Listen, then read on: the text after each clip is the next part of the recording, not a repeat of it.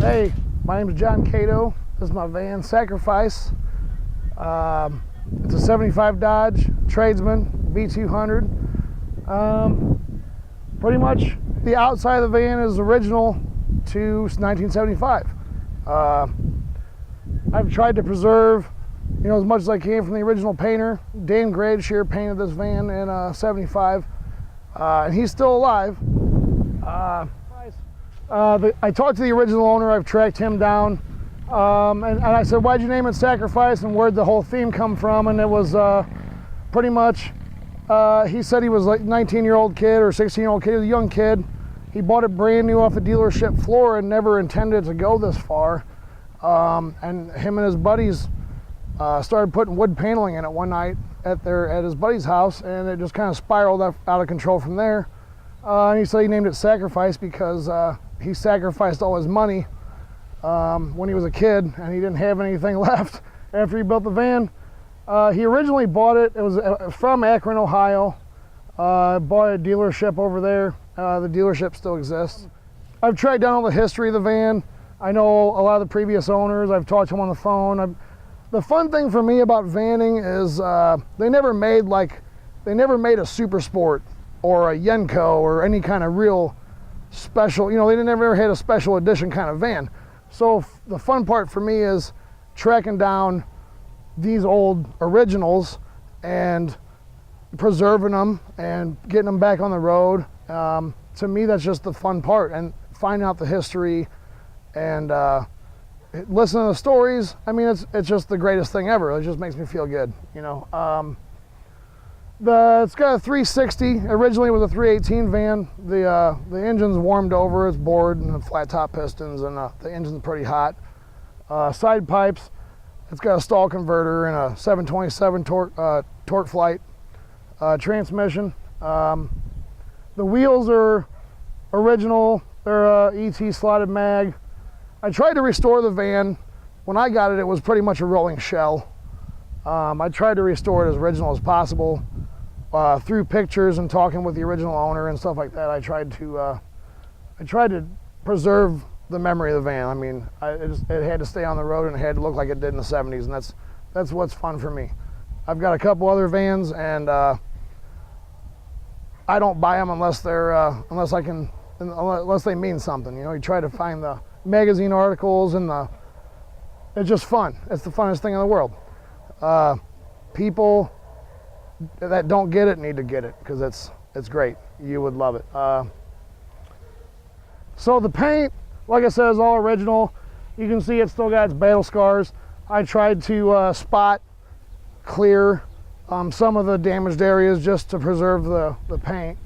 I talked to the original owner about the paint job, and I was like, what's going on this side? So right here, you got the van, that was a popular thing to do in the 70s, to have the picture of the van you were driving on your van. I don't know why, but it's pretty cool. But he couldn't tell me what this was. It looks like a stone Jesus in a cave, and like chicks showing their boobs, which, I mean, it's a sign of the times. Basically, the original painter told me, I was like, where did you get this from? And all he could tell me was that was a different time, and they were on a lot of drugs and paint fumes, and so I just wanted to make sure that I kept it as original as possible. I did a lot of wet sanding and buffing, but as you can see, like it's worn out, but it's fun. Just like the Destroyer van, I can get in it, turn the key, I can wash it off, but I can go have fun with it. I don't have to worry about, maybe getting a little nick or scratch here and there. And it gets a lot of attention the way it is. I really don't think it needs anything else. It's the interior, when I bought this van, it was totally gutted. The guy had salvaged some of the stuff and collected a lot of parts over the years, but he just had never gotten around to putting it back together.